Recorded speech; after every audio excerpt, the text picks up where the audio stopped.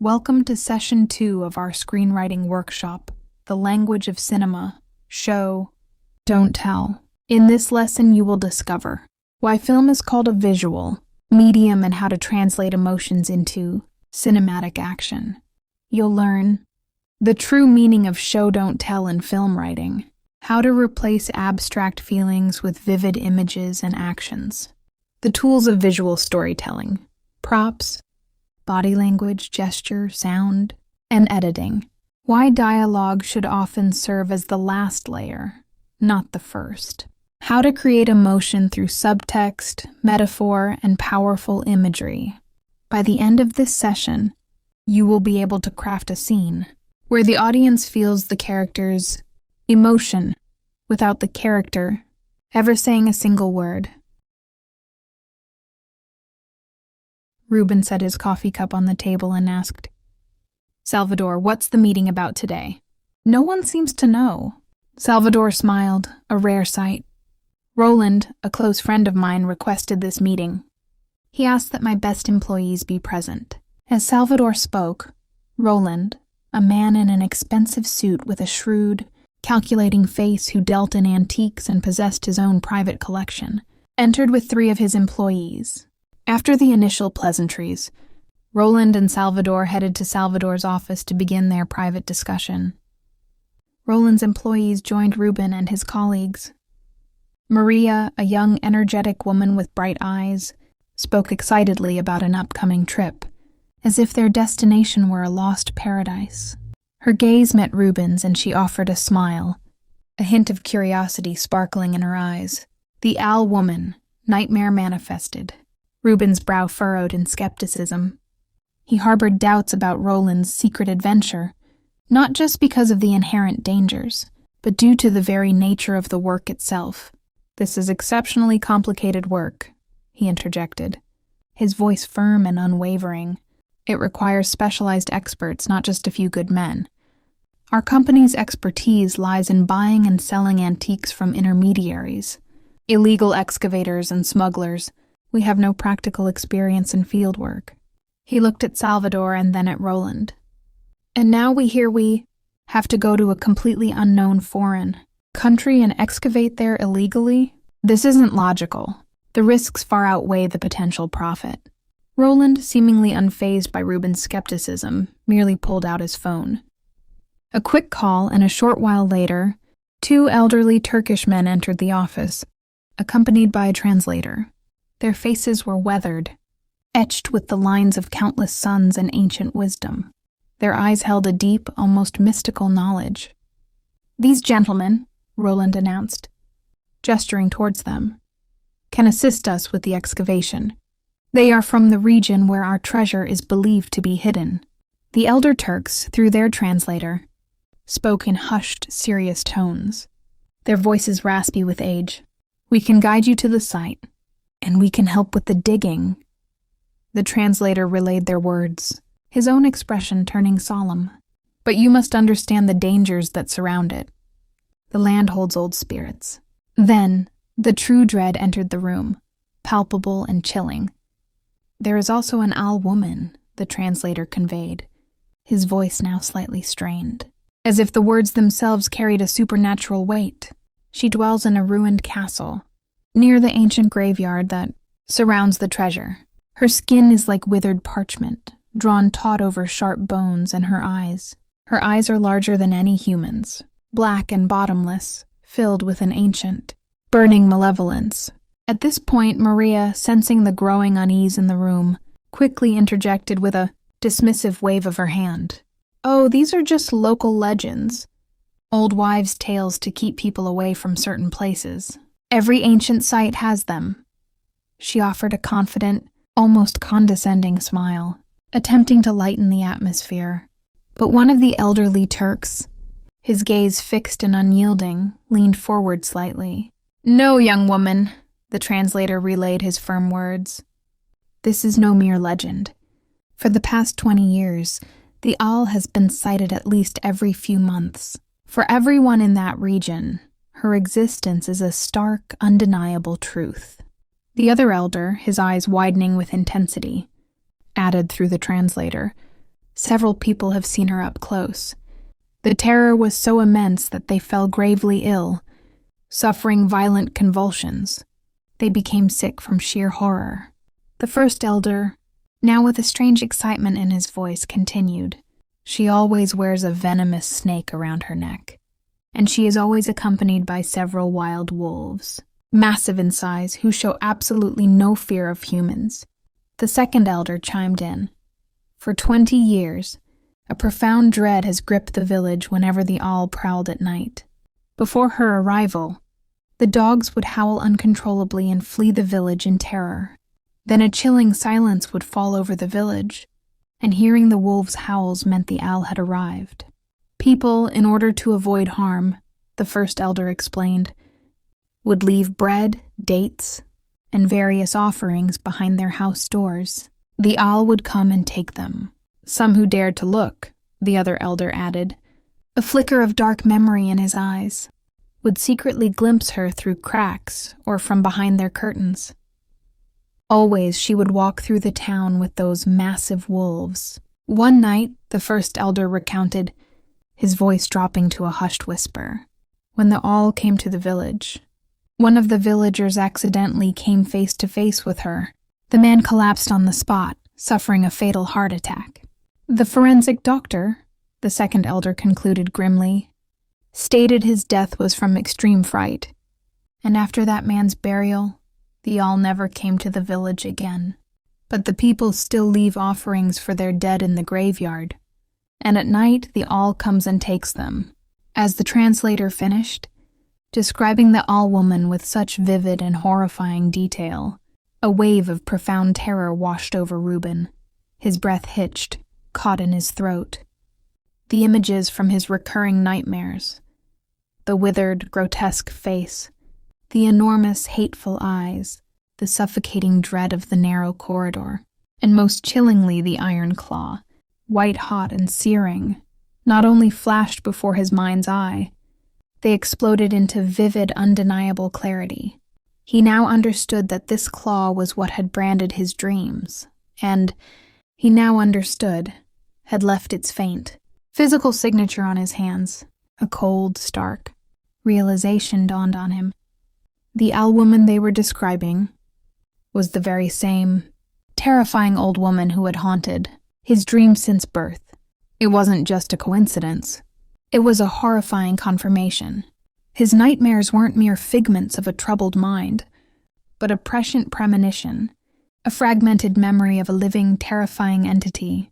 The air in the room seemed to thicken, charged with an unseen weight, a heavy silence falling as the gravitas of the elder's words settled. Some of the other employees shifted uncomfortably, a few exchanging nervous glances, clearly dismissing it as local superstition.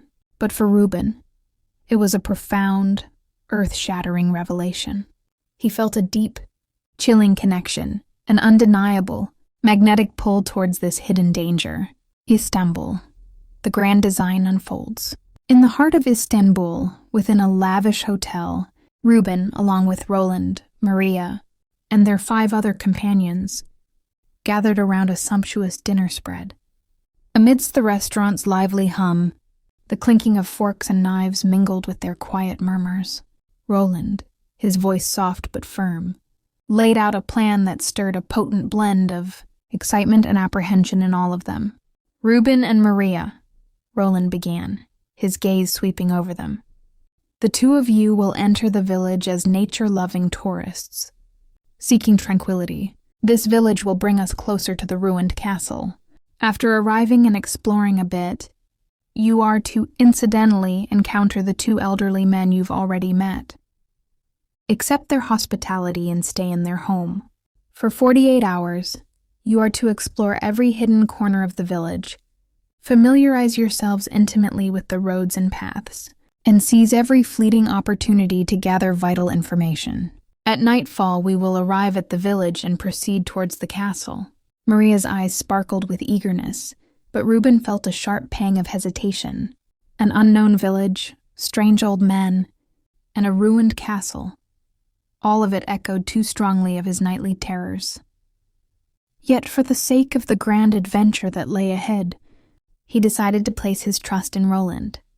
In that moment, beneath the hotel's gilded ceiling, a plan was laid out that would forever alter their destinies. A serene village nestled in nature, the hiding place of a legendary treasure, and a secret that had awaited its unveiling for years. Could they emerge victorious from this daunting test and achieve their goal? First steps into the ancient village. Reuben and Maria, like two birds newly freed from their gilded cage, stepped into a village that seemed to have emerged directly from the heart of history. Narrow, winding alleys, mud brick houses with faded wooden doors and ancient, towering trees that looked as if they had cast their shadows over this village for centuries, transported them to another world, a realm untouched by modernity. With every step, Reuben felt a strange, unsettling sensation. It was as if he had been here before, as if the old mosque and the ancient trees were strangely, disturbingly familiar. "I can't believe I've been here," he whispered aloud, a powerful sense of déjà vu washing over him. Meanwhile, the villagers greeted them with open arms and genuine warmth. To Reuben's astonishment, he realized he could understand their words with uncanny ease, as if the Turkish language was instinctively rooted deep within him. This strange phenomenon plunged him deeper into wonder, a bewildering revelation. After wandering through the village for a while, they accidentally encountered the two old men from the meeting. The elders, with smiling faces etched with kindness, invited them to be their guests. Reuben and Maria, after enjoying a delicious lunch, set out to identify the village's paths and routes, meticulously mapping their surroundings. During their exploration, Reuben suddenly came face to face with a young woman. Their eyes locked, and for a moment, time stood utterly still.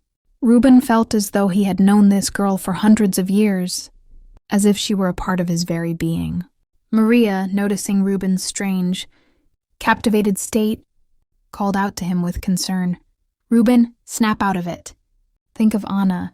We came for treasure, not for love and romance." Reuben, still lost in the eddying currents of his thoughts, offered no reply. They continued to survey all the routes together and then contacted Roland to assure him of their status. Reporting their initial findings, reconnaissance and the village's secrets, Reuben heard Maria's words, but they vanished into the clamor of his own mind. His entire being was captivated by the girl's familiar, haunting eyes.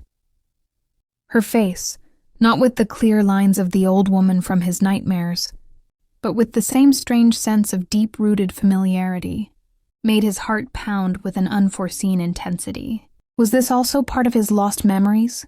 Did this profound feeling of home that had taken root within him come from here? He mused that this village, with its familiar alleys and ancient whispering trees, was more than just a business destination. This was the unsettling intersection of his nightmares with stark reality, and perhaps even the long-buried root of his own identity. With these thoughts swirling, Reuben tried to focus on the mission. He and Maria, playing the part of curious, observant tourists, entered every alley, remotely surveyed every abandoned house, and seemingly enjoyed the village's old architecture. But their gazes were sharpened, searching for potential escape routes, hidden observation points, and subtle security weaknesses. Maria meticulously matched the mental map in her mind with the actual paths. She pointed towards the high, ruined walls of the castle in the distance and said, "The main path to the castle runs along this dirt road, but we can also use these shortcuts and hills for better cover, if necessary." Welcome back. In this second installment, the narrative shifts dramatically from exposition and setup into rising action.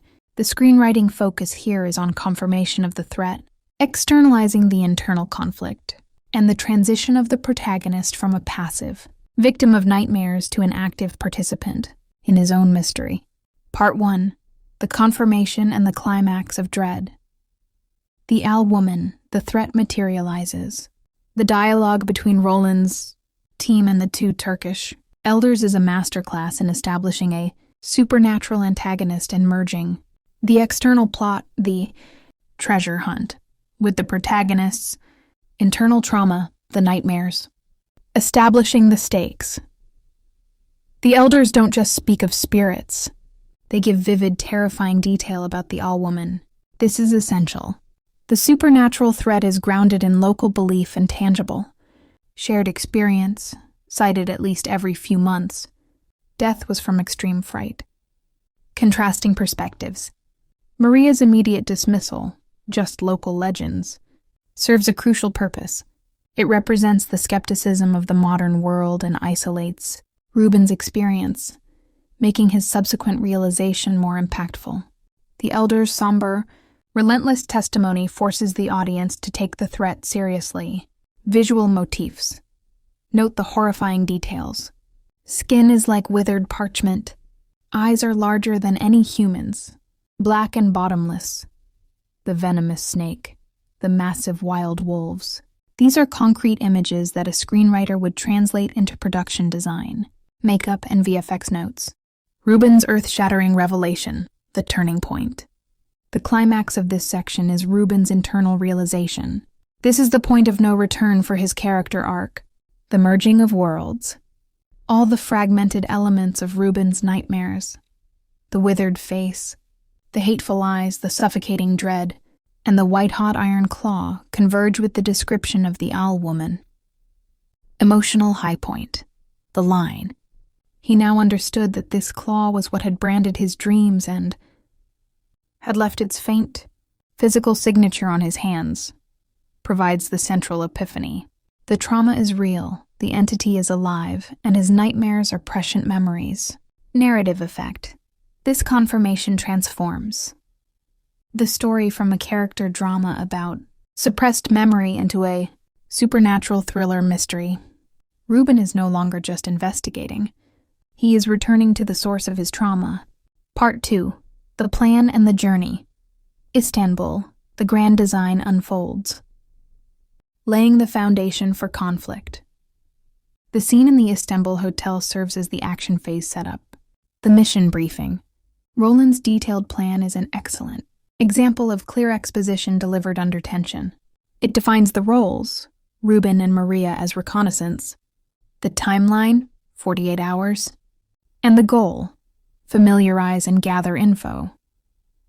This structure is essential for pacing and clarity in a heist-to-exploration plot.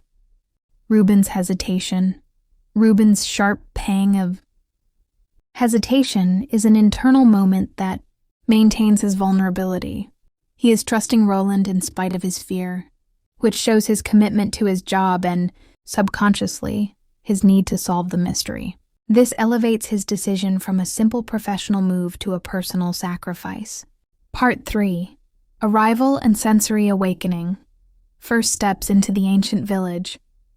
Physicalizing memory, déjà vu, and intuition. The moment Reuben and Maria arrive in the village, the setting becomes a living, breathing component of the internal plot. Sensory immersion. The description of the village.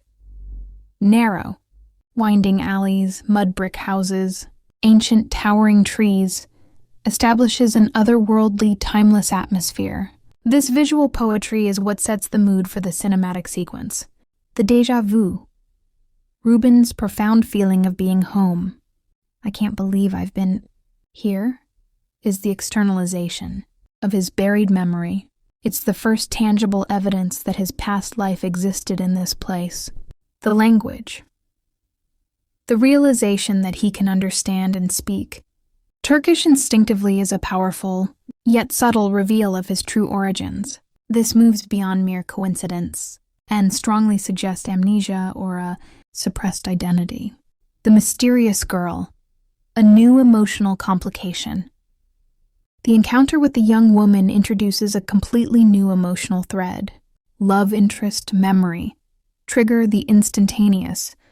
Deep connection, known this girl for hundreds of years, is a dramatic device that suggests she is either a long-lost relative or a figure from his childhood memory. It complicates the mission and Reuben's relationship with Anna. Maria's warning. Maria's sharp interjection. Think of Anna. We came for treasure, not for love and romance, is a concise, effective way to remind the audience of the stakes, the mission, and the external, Emotional conflict, his marriage. Part 4, the merging of plots, reconnaissance and the village's secrets. Focusing the mission and the theme, this section demonstrates the effective use of dual purpose in character action. Every step taken for the mission serves the theme of self-discovery. Reuben's internal monologue, the paragraph describing his musings, the girl, the feeling of home, the intersection of nightmares and reality solidifies the theme. The quest for treasure is secondary to the quest for identity. Detailed action, the reconnaissance details, mapping paths, identifying the deserted, ruined area, observing residents, show that Reuben is a competent agent. He's an expert at his job, even while his mind is elsewhere. The mosque as a centerpiece. The scene in the mosque courtyard, where he touches the stones and murmurs the Turkish words, is a quiet, powerful moment. It's a physical, emotional, and linguistic reawakening. The Turkish language is literally blooming within his consciousness. This is an excellent continuation of the story, providing rich material for our next lesson. It transitions perfectly from the initial structural analysis to a deep dive into the visual core of screenwriting. Here is the complete and comprehensive lesson for Session 2, the language of cinema, showing, not telling, based on the provided text, delivered in English. Session 2, the language of cinema, showing, not telling. In our first session, we learned that a screenplay is a blueprint for a film, a document focused on the observable world. Today, we're going to master the golden rule of screenwriting: show, don't tell. A filmmaker's primary tool is the camera. A screenwriter's primary job is to write in a way that activates that camera, one image versus words. In a novel or a piece of prose, like the story of Reuben, the writer can take pages to describe a character's internal life, thoughts, and feelings. In a screenplay, we trade those descriptive words for images and sounds. The internal must become the external. Look at how the second part of the story handles the revelation of the owl woman. Prose, telling. A wave of profound terror washed over Reuben. His breath hitched, caught in his throat. A cold, stark realization dawned on him. The owl woman they were describing was the very same terrifying old woman who had haunted his dreams since birth. These are abstract statements about his internal state. Screenplay, showing. We must convert this internal terror and realization into observable action. Prose, telling. Screenplay, showing. Reuben felt a sharp pang of hesitation. Reuben flinches. He clutches the chair arm, his knuckles white. He forces a smile that doesn't reach his eyes. He now understood that this claw was what had branded his dreams. Reuben's gaze drops immediately to the faint burn scars on his hand. He quickly covers them with his other hand, a private protective gesture. Reuben felt a powerful sense of déjà vu washing over him. Reuben stops dead in the winding alley. He closes his eyes, inhaling slowly. He opens them, his gaze snapping to the ancient, towering trees, a subtle shiver running up his spine. The key is to write the physical effect of the feeling, not the feeling itself. 2. The golden rule: show, don't tell. The principle of show, don't tell is the foundation of cinematic writing. We use action, dialogue, and visual metaphors to convey information, rather than expository narration. Let's examine key moments in the text where this principle is crucial. A. Showing character emotion. How do we show the terror of the elders, or the dismissiveness of Maria, the elders' terror? They don't just say the owl woman is real. They show the effect of her existence. They recount specific horrific actions. Several people have seen her up close. The terror was so immense that they fell gravely ill, suffering violent convulsions. They became sick from sheer horror. This is showing. It's a physical, observable consequence. Maria's dismissiveness. She doesn't just say, "I'm skeptical." She uses action and gesture. "Maria, quickly interjected with a dismissive wave of her hand. "Oh, these are just local legends." Her wave of the hand physically demonstrates her condescending attitude. B. Showing connection and history, the young woman.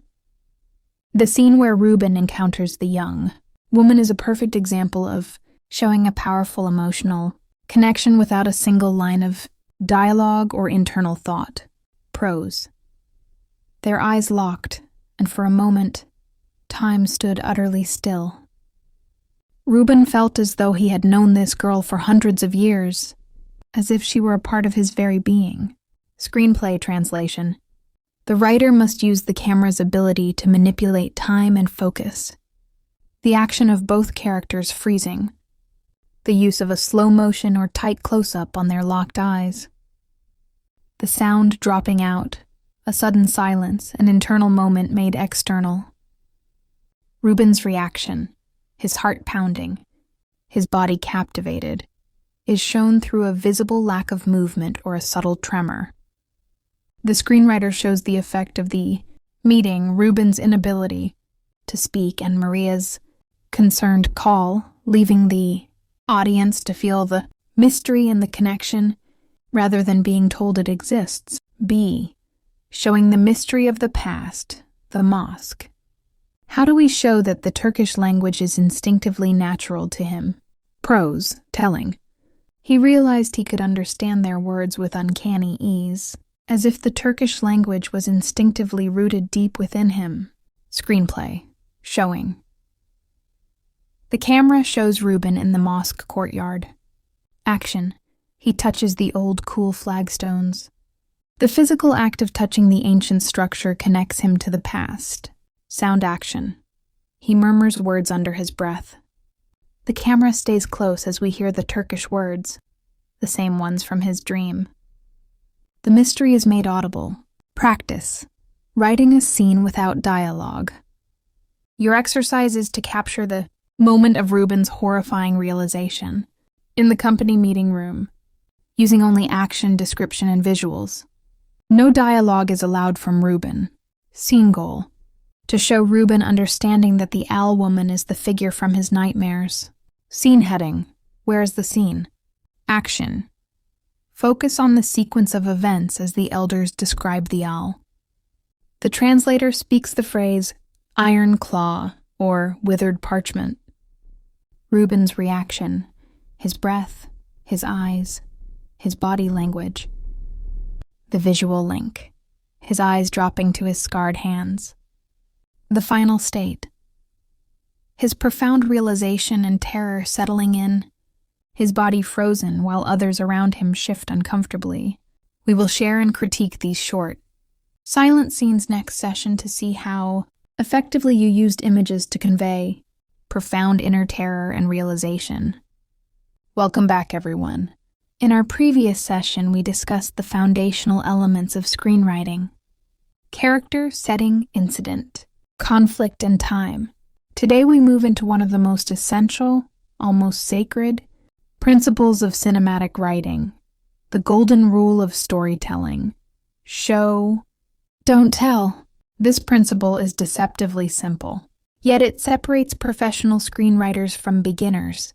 It is the dividing line between prose fiction and screenwriting. A novel can live inside the character's head, can sprawl in abstract reflection, can explain philosophy. A screenplay, by contrast, must breathe in the language of images, actions, and behavior. Film is a visual medium.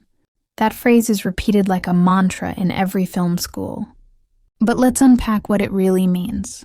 A screenplay is not literature in the conventional sense. It is a blueprint for moving pictures and sound. Unlike a novel, you cannot describe an inner thought without finding a way to externalize it. Unlike a stage play, you cannot rely on dialogue alone. A screenplay is the art of making the invisible, emotions, desires, fears, visible through behavior, gesture, and cinematic imagery. Part 1. What does show, don't tell mean in film? Show, don't tell means you must dramatize rather than explain. Instead of telling the audience what a character feels, You must stage a situation where the audience sees the feeling. Let's compare. Bad example, telling. In tea, apartment, night. Sarah sits at the table. She is very sad because her boyfriend left her. This is telling. The words "she is very sad" are not cinematic. If a director filmed this line exactly, the audience would see only a woman sitting at a table. Unless the actress and mise-en-scène add layers, the line itself communicates nothing. Better example, showing. In tea, apartment, night. A half-empty bottle of wine. 3 crushed tissues on the table. Sarah slumps forward, staring at her phone screen. The unanswered message glows. I'm sorry. I can't do this anymore. Her thumb hovers, then retreats. She drops the phone, covers her face, shoulders shaking. Here no one says she is sad. Instead, the details, the wine, the tissues, the unanswered message, the body language, show us her state of mind. The audience infers sadness, heartbreak, loneliness. That is cinema. Part 2. The psychology of images. Why is showing more powerful? Human beings are wired to read images and behaviors instinctively. Before written language, we survived by interpreting visual cues. A tightening jaw, a storm cloud, the shimmer of water. Film taps into this primal literacy. We feel before we analyze. When you show instead of tell, you invite the audience into the story as active participants. They decode gestures, connect dots, and build meaning. This creates emotional investment. If you simply tell them she's sad, the audience remains passive. If you show her clutching a shirt that still smells of him, they lean forward, empathizing, constructing the story in their own minds. Part 3. The tools of showing. To practice this craft, you must master the tools cinema offers. 1. Visual detail. Objects, settings, props are silent storytellers. A gun on the mantelpiece, a lipstick-stained coffee cup, a torn photograph. These communicate without a single word. 2. Body language and gesture. A character's posture, gaze, or hesitation can speak volumes. Think of Al Pacino's restrained hands in The Godfather, or Joaquin Phoenix's awkward dancing in Joker. These gestures externalize psychology. 3. Action and choice. The most revealing way to show character is through action. What someone does under pressure reveals who they are. When Indiana Jones chooses to save his father rather than pursue the Grail in The Last Crusade, that action defines him more than any speech could. 4. Contrast and juxtaposition. Film editing allows you to place images side by side to create meaning. Sergei Eisenstein, the Soviet montage theorist, proved that a shot of a man's neutral face followed by a coffin makes us read grief. The same face followed by a child makes us read tenderness. Contrast generates subtext. 5. Sound and silence. While our focus today is on visuals, sound design plays a crucial role. The absence of dialogue, replaced with creaking floorboards or a ticking clock, can heighten tension more than any explanatory line. Part 4. Dialogue as the last resort. Dialogue in film is not forbidden, but in the hierarchy of cinematic tools, dialogue is the least cinematic. It should be the frosting, not the cake. Strong screenwriters resist the urge to let characters say exactly what they feel. Instead, dialogue often masks or contradicts the emotion. Consider Casablanca. When Ilsa says to Rick, "Play it," Sam, "Play as time goes by," she is not directly confessing her heartbreak. Yet the subtext, the trembling in her voice, the music, all show what words cannot. Or in Lost in Translation, the most important line between Scarlett Johansson and Bill Murray is whispered off mic. We never hear it. The filmmakers knew that showing intimacy through performance was more powerful than spelling it out. Part V. Practical exercise. Writing without dialogue. Let's now move to practice. The exercise for today: write a short scene with no dialogue. The task is to convey a strong emotion, fear, love, jealousy, anger, or hope, using only images and actions. Here's an example to model. Exercise example, fear.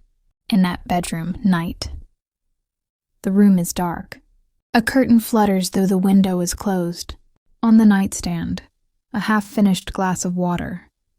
Beside it, a photograph of a young child. Anna lies in bed, eyes wide open. She hears footsteps in the hallway. She clutches the blanket, frozen. The doorknob jiggles once, twice. Then stillness. The photograph falls from the nightstand, cracking the glass. Notice how fear is evoked through sensory detail. The fluttering curtain, the footsteps, the trembling body. No character says, "I'm scared." Yet the audience feels it viscerally. Part 6. Analyzing famous film moments. To deepen your understanding, let's analyze a few iconic scenes. 1. The opening of Up, Pixar. The first 10 minutes tell a complete love story. Courtship, marriage, tragedy, without dialogue. Through montage, music, and images, the audience experiences a lifetime of joy and sorrow. It is pure visual storytelling. 2. The shower scene in Psycho. Hitchcock never shows the knife-piercing flesh. Instead, we see quick cuts. The knife raised, the scream, the shadow, the drain swirling blood. Our imagination fills the gaps. This is the art of implication, showing through fragments. 3. The final shot of The Graduate. After running away from the wedding, Benjamin and Elaine sit on the bus, laughing breathlessly. Then silence. Their smiles fade into uncertainty. Nothing is said, yet the entire future of their relationship is shown in their faces. Ambiguity becomes the message. Part 7. Writing tips for showing. 1. Avoid abstract adjectives. Sad, angry, nervous. Replace them with concrete images. 2. Ask yourself, if the audience were blindfolded, could they still understand from sound and movement? If they were deaf, could they still follow from visuals? 3. Trust the audience. Do not underestimate their ability to infer meaning. 4. Less is more. Showing works because it engages the imagination. The more you explain, the less they feel. 5. Rewrite a scene by removing dialogue. Force yourself to replace every spoken line with behavior. Part 8. Advanced concepts. Metaphor in visual storytelling. Showing is not only about realism. Images can be metaphorical. A wilting flower on the windowsill can mirror a dying relationship. A broken mirror can represent fractured identity. The trick is subtlety. Audiences dislike heavy-handed symbols, but love discovering them. Cinematographers and directors often collaborate with screenwriters to embed metaphor. In American Beauty, the recurring image of the plastic bag swirling in the wind is a metaphor for beauty in the mundane. In Pan's Labyrinth, the underground labyrinth mirrors the heroine's psychological maze. As screenwriters, you must write with imagery in mind. Give directors material rich with visual possibility. Part 9. Assignment for students. For homework, you will write a one-page scene in which a character experiences a profound emotional moment without a single word of dialogue. Choose one emotion: grief, joy, desire, betrayal, or triumph. Your challenge is to externalize that emotion through objects, actions, and setting. When you submit, I will ask 2 questions. 1. Could the audience understand the scene without any dialogue or voiceover? 2. Does the scene make the audience feel something rather than simply understand something? If the answer to both is yes, you've succeeded. Part X. Closing thoughts. To conclude, show, don't tell is not a slogan. It is the lifeblood of screenwriting. Your script is not just a set of words. It is the seed from which images grow.